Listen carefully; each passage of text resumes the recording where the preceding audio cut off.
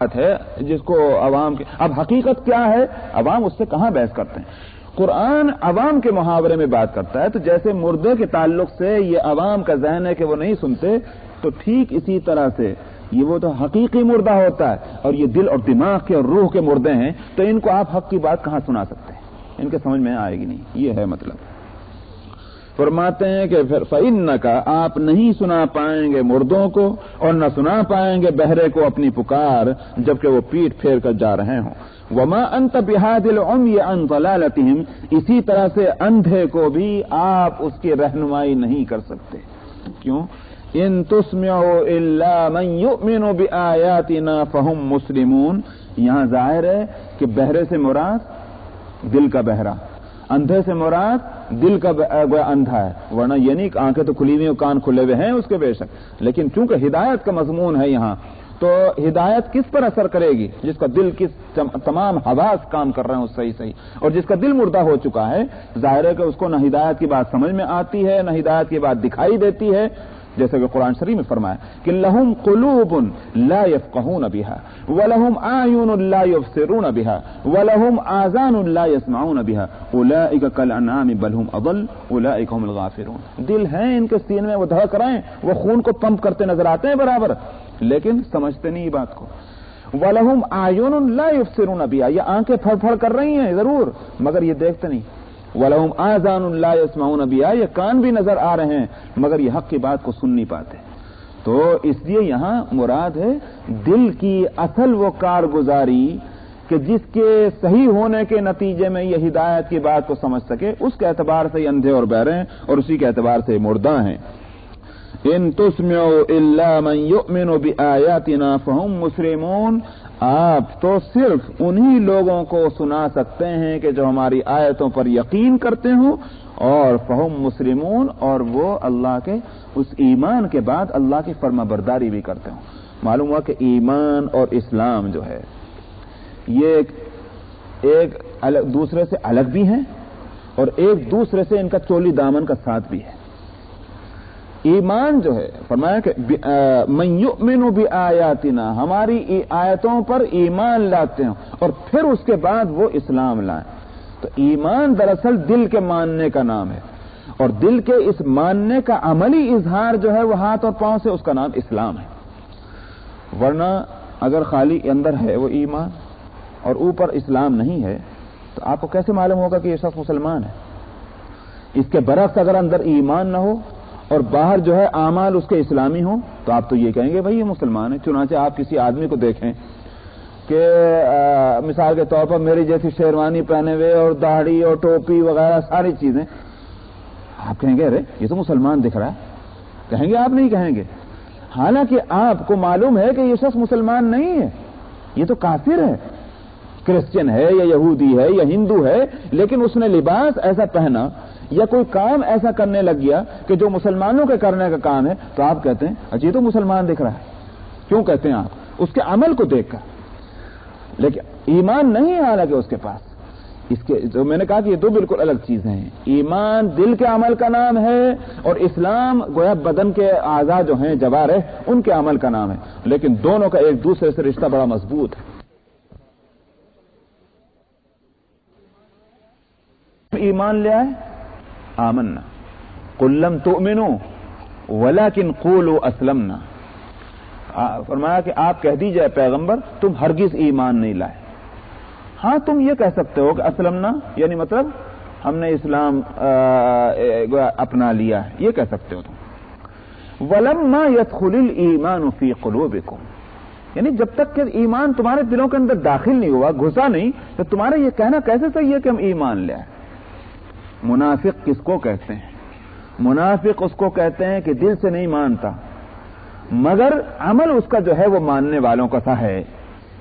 جیسے قرآن دوسری جگہ فرمایا سورہ بقرہ میں کہ وَإِذَا لَقُوا الَّذِينَ آمَنُوا قَالُوا آمَنَّا وَإِذَا خَلَوْا إِلَىٰ شَيَاطِينِهِمْ قَالُوا إِنَّا مَعَكُمْ، کہ جب یہ مسلمانوں سے ملیں تو کہیں کہ ہم تو ایمان لے آئے، اور جب اپنے شیطانوں کے پاس جائیں کہنے لگے ہم تو تمہارے ساتھ ہیں، مذاق کر رہے تھے. تو دراصل اس کا انکار کیا گیا. یہاں تم جو یوں کہتے ہو کہ ایمان لے آئے، ایمان کا لفظ مت بولو، اس لیے کہ دل میں تو تمہارے ہے ہی نہیں یقین.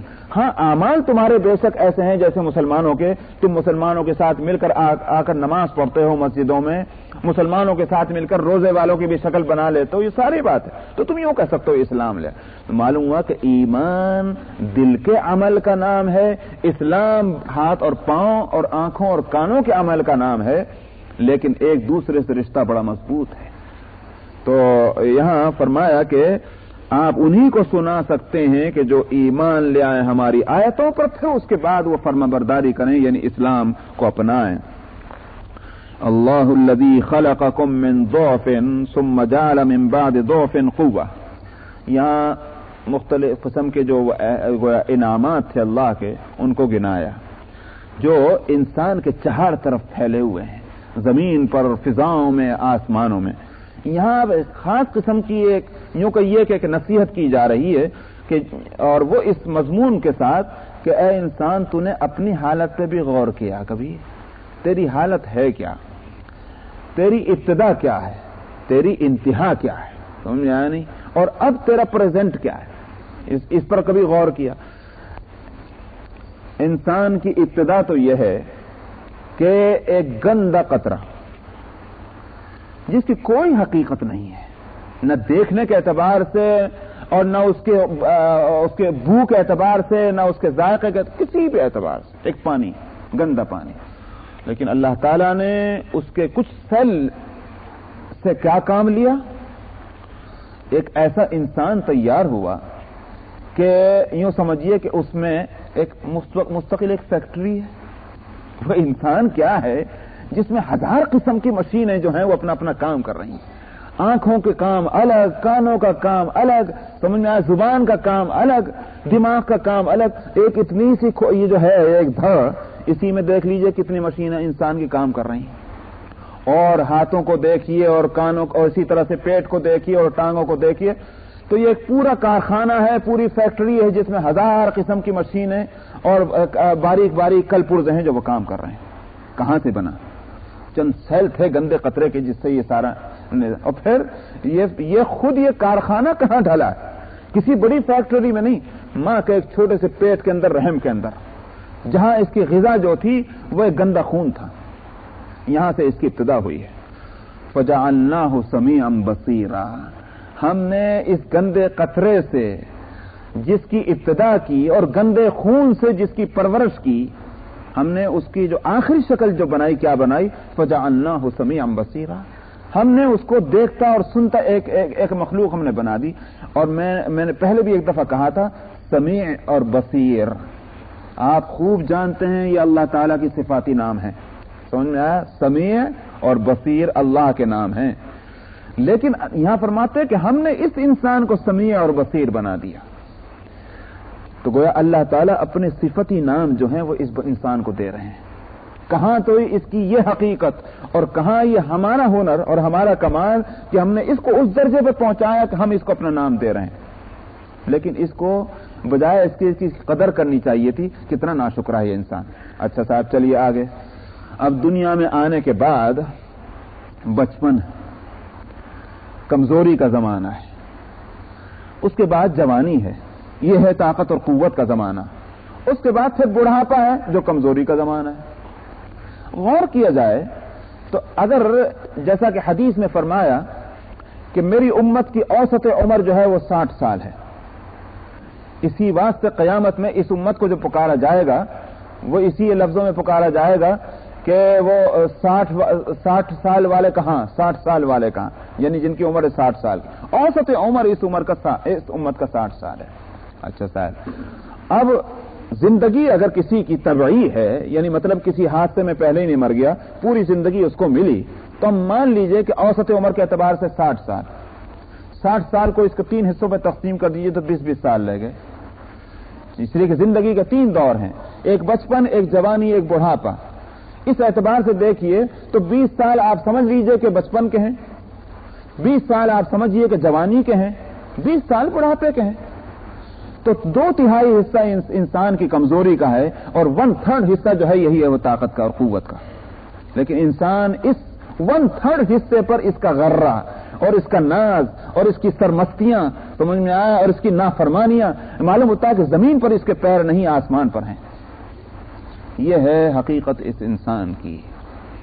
اس کو یہاں فرما رہے ہیں اللہ تعالی، فرماتے ہیں کہ اللہ الذی خلقکم من ضعف، اللہ وہ ہے کہ جس نے تم کو پیدا کیا ہے کمزور حالت سے، ضعف، ثم جعل من بعد ضعف قوة، پھر اللہ تعالیٰ نے کمزوری کے بعد تم کو قوت دی ہے. ثم جعل من بعد قوة ضعفا وشیبہ، پھر اللہ تعالیٰ نے اس طاقت کے بعد پھر کمزوری کی طرف لوٹا دیا ہے. اور شیبہ، شیبہ کہتے ہیں بالوں کی سفیدی کو. وہ سفیدی وہ نہیں جو آپ کسی کے دیکھے پیدائشی سفید بال ہوں جیسے یہاں امریکنوں کے ہوتے ہیں، وہ نہیں مراد نہیں. مطلب یہ ہے کہ بالوں کا جب رنگ جب بدلتا ہے سفید ہونے لگتے ہیں، جس کو ہم کہتے ہیں بڑھاپا. لیکن عربی کی زبان تو بڑی عجیب زبان ہے.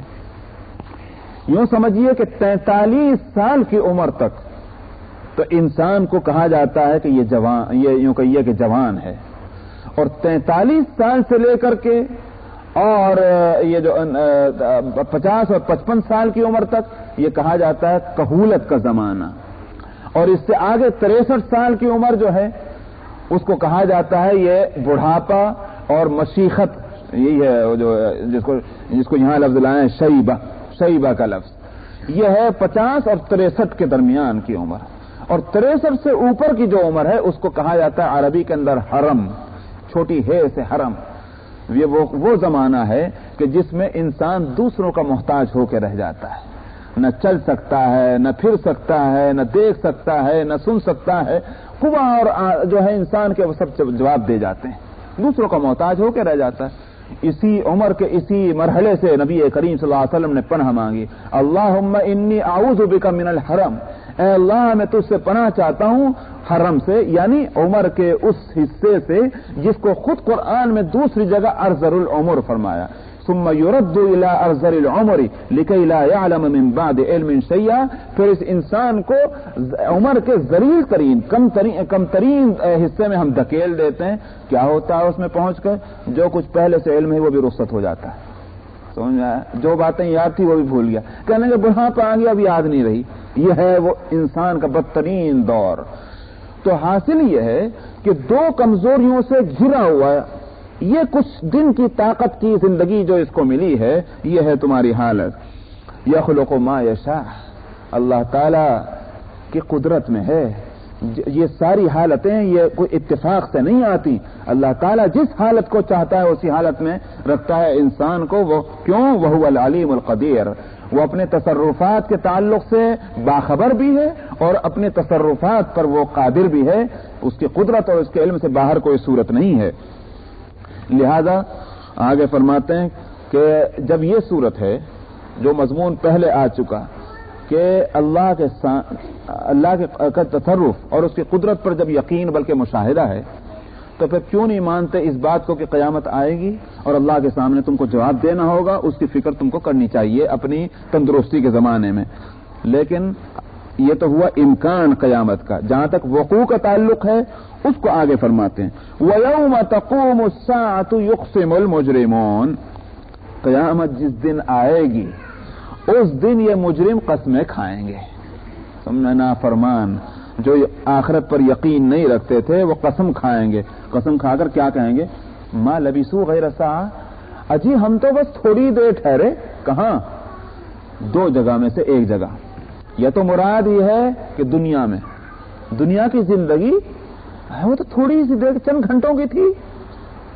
حالانکہ لوگ تو جیا کرتے ہیں 50 سال 60 سال 70 سال، ہمیں تو معلوم ہوتا ہے چند گھنٹے بعد ہی بلا لیا.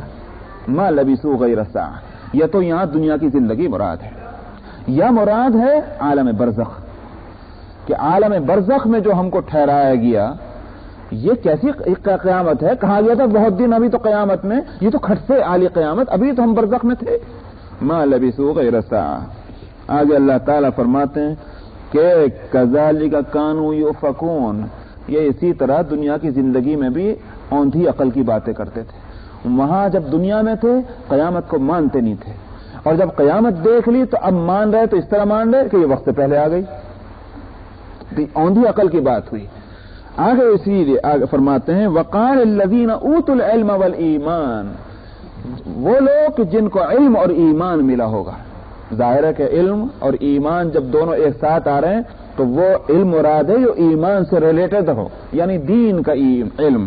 جن کو دین کا علم اور ایمان ملا ہوگا وہ وہاں کہیں گے ان کا جواب دینے کے لیے مجرمین کا، لقد لبثتم فی کتاب اللہ الی یوم البعث، تم قیامت جو ہے وقت سے پہلے کہاں آئی ہے؟ یا تم اس میں گویا وقت سے پہلے یہاں نہیں لائے گئے ہو، بلکہ تم دنیا میں یا برزخ میں اللہ کی مقررہ مدت تک ہی ٹھہرے ہو. لقد لبثتم فی کتاب اللہ الی یوم البعث، یہ جو وعدہ تھا کہ قیامت تک تم ٹھہرو گے برزخ میں، اس وعدے کے مطابق تم برزخ میں ٹھہرے، وقت سے پہلے قیامت نہیں آئی. فہذا یوم البعث، جو کہا گیا تھا کہ وقت مقرر پر قیامت آئے گی اور حشر و نشر ہوگا، تو یہ تینوں اسی وعدے کے مطابق آ گیا. تم کیوں کہتے ہو کہ وعدہ خلافی ہوئی ہے؟ وَلَكِنَّكُمْ كُنْتُمْ لَا تَعْلَمُونَ، لیکن تم تو یقین ہی نہیں کیا کرتے تھے میاں کہ قیامت آئے گی، اس واسطے آج تمہیں سمجھ میں نہیں آ رہا کہ قیامت آ گئی. فَيَوْمَئِذٍ لَا يَنْفَعُ الَّذِينَ ظَلَمُوا مَعْذِرَتُهُمْ وَلَا هُمْ يُسْتَعْتَبُونَ. آپ دیکھیے دنیا کی زندگی میں وہ جو نعمتیں اللہ کی بیان ہوئی تھی، وہاں بھی انسان کی وہ حالت کہ جب نعمت نہیں ملی تو مایوس، نعمت مل گئی تو خوش، جب نعمت چھن گئی تو پھر کفر، جیسے یہ یہاں ڈاون ڈول رہتا تھا. قیامت کے معاملے میں یہ فرمایا اس کی یہی حالت ہے، یہ ڈاون ڈول ہی ہے مستقل. دنیا میں تھا تو قیامت کو ماننے کو تیار نہیں تھا، اب قیامت ہو گئی تو ایسا مانتا ہے کہنے کے وقت سے پہلے ہی آ گئی. تو معلوم ہوگا یہ کہ یہ کہیں بھی ایمان اور یقین کے مقام پر نہیں، ہر جگہ یہ ڈاون ڈول ہی ہے. تو آگے یہاں فرماتے ہیں فَيَوْمَئِذٍ لَا يَنْفَعُ الَّذِينَ ظَلَمُوا مَعْذِرَتُهُمْ، سو اس دن ظالموں کا ان کا عذر نفع نہ پہنچائے گا. معذرت کرنا کہ صاحب ہمیں معلوم نہیں تھا اتنی جلدی قیامت آ جائے گی، ہم تو سمجھ رہے تھے کہ ابھی وقت ہے، ہمارے عذر کو قبول کر لیجئے، کہنے کا ذرا فائدہ نہیں ہوگا. وَلَا هُمْ يُسْتَعْتَبُونَ، اور نہ ان کو کوئی موقع ایسا دیا جائے گا کہ جس جو یوں کہیے کہ تلافی ہو جائے ان کی خطاؤں کی، یعنی اللہ تعالیٰ ان کو موقع دے دیں اچھا ہمیں منا لو، اگر تم نے ہمیں منا لیا، معافی چاہ لی تو ہم تم سے راضی ہو جائیں گے. یہ ہے یستعتبون کے معنی کہ نہ ان کو تلافی کرنے کا موقع دیا جائے گا کہ اگرچہ معذرت تو نہیں قبول ہو رہی ایز اٹ از، مگر ہم خوشامد کر کے اللہ کو راضی کر لیں کہیں سے سفارش لا کے، یہ بھی نہیں ہوگا.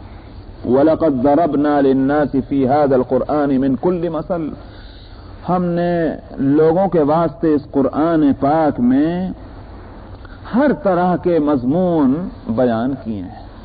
من کل مثل، ہر طرح کی مثالیں، ہر طرح کے مضمون ہم لائے ہیں لوگوں کے واسطے. کیوں؟ تاکہ کہیں تو ان کی سمجھ کام کرنے لگ جائے. انسانوں کے کیپیسٹی سمجھ کی مختلف ہوتی ہے، ذوق مختلف ہوتے ہیں.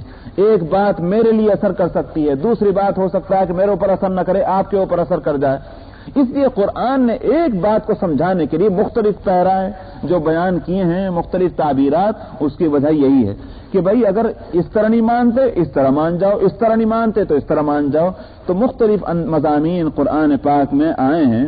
وَلَئِن جِئْتَهُمْ بِآيَةٍ، فرمایا کہ ایک ہی چیز رہ گئی، اور وہ کیا کہ جو ان کے فرمائشی معجزے تھے وہ آپ نہیں لائے.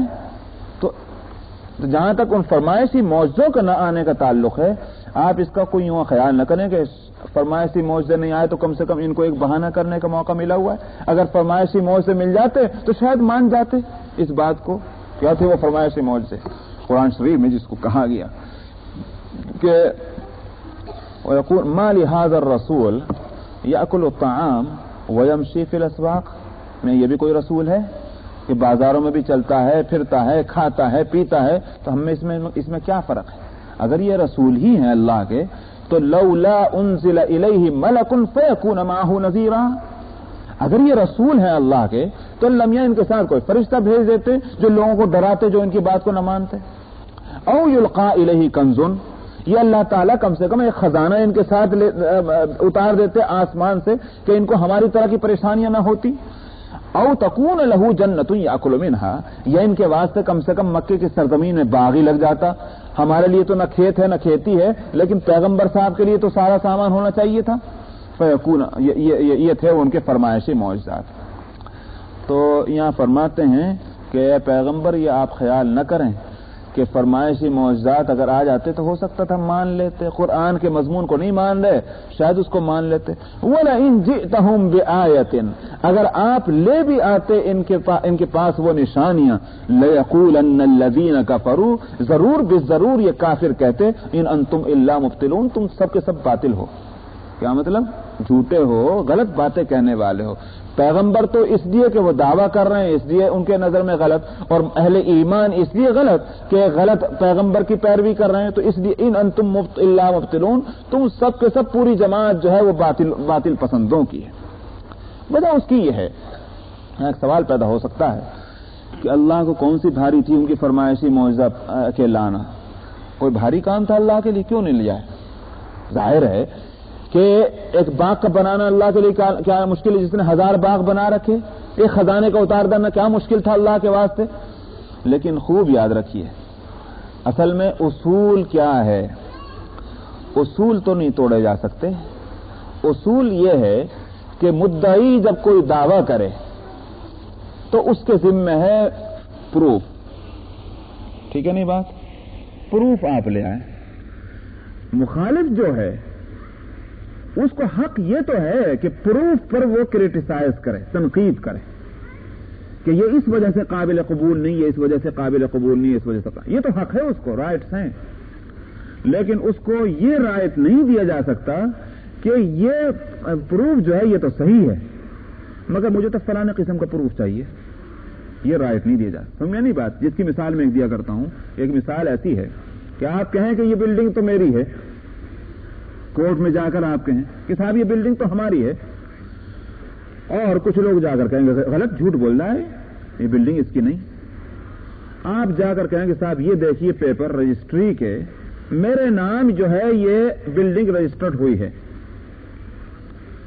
اب جو انکار کرنے والا تھا وہ کہے کہ پیپر صحیح، رجسٹری اس سے سمجھ میں آتی ہے، واقعتاً پیپر تو قانونی ہے، مگر ہم اس لیے نہیں مانتے کہ یہ فلاں رائٹر کے ہاتھ کی لکھی ہوئی نہیں ہے، یہ فلاں کمپنی کے ٹیپ ریکارڈر سے ٹائپ نہیں کی گئی، یہ ٹائپ رائٹر سے۔